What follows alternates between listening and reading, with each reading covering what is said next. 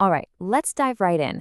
Today, we're going to explore a really powerful idea, one that takes our most painful experiences, suffering, grief, injustice, and completely reframes them. What if instead of being a problem we have to solve, they're actually a clue? This is what's called the argument of brokenness. It all kicks off with a feeling every single one of us knows deep down, even if we haven't said the exact words out loud. This is not how it's supposed to be.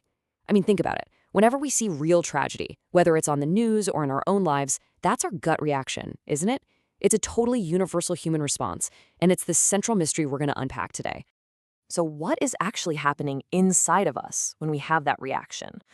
Well, it's way more than just feeling sad or angry. It's It's a universal protest. See, we aren't just passively experiencing pain, we're actively judging reality itself. We're pointing a finger and saying, something here is fundamentally wrong.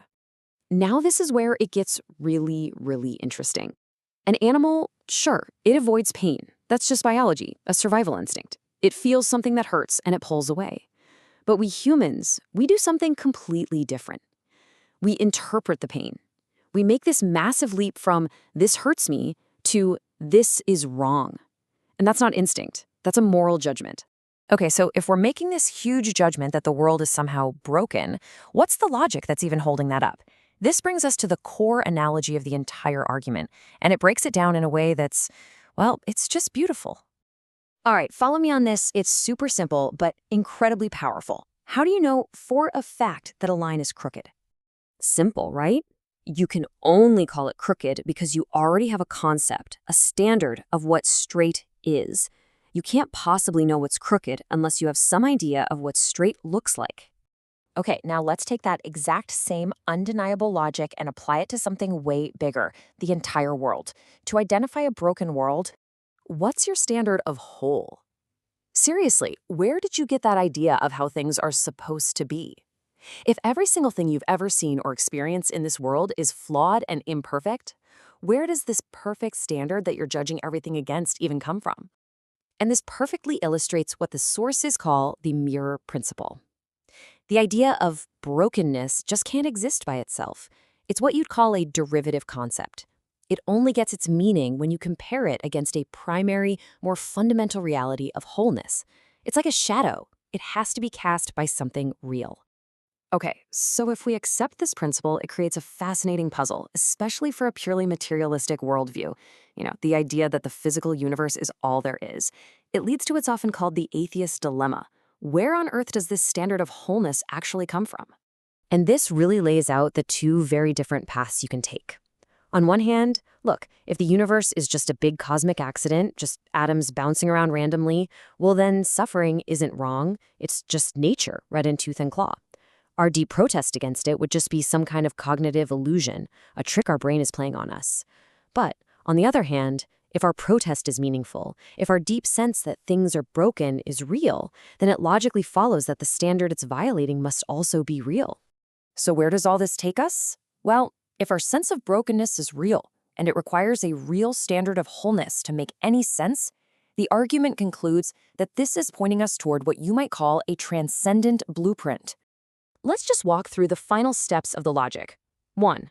We protest suffering. This implies we have some kind of standard of wholeness. 2. We couldn't have just learned this standard from the world around us, because the world we see is imperfect. 3. So this standard must be both transcendent, coming from beyond us, and innate, somehow already within us. And that leads to the big finish. 4. What's the best explanation for this? The argument concludes it's a creator who is the ultimate source of that very standard. Now, you might be thinking, hey, this sounds a bit like other philosophical arguments I've heard before. And that's a great observation, because it's really helpful to see how this one is unique. It's not the moral argument, which focuses on rules like thou shalt not. This is about structure, like a shattered vase. It's also different from the argument from desire, which is about a hunger for something more. This is about a protest against what's wrong. And maybe most importantly, it's not the classic problem of evil, which asks why there is evil. This argument asks the question that comes before that. How do we even know what to call evil in the first place? So let's wrap this all up. The big takeaway here is this really profound reframing of our own pain. It suggests that our grief, our sense of injustice, isn't just a random, meaningless problem. it might just be a clue that's telling us something absolutely crucial about the very nature of reality. Here's a powerful way to think about it. Imagine our sense of brokenness is like a sensory organ you didn't know you had. Just like our eyes perceive light, maybe this deep, intuitive protest we feel against suffering is actually perceiving something very real, but invisible, a missing reality of wholeness. And that leaves us with this final, powerful idea to chew on. Our grief is a hidden witness. We only know the world is broken because we carry the blueprint of wholeness in our hearts. So the question the argument leaves us with is this: what if our deepest pain isn't just a wound, but a compass pointing the way home?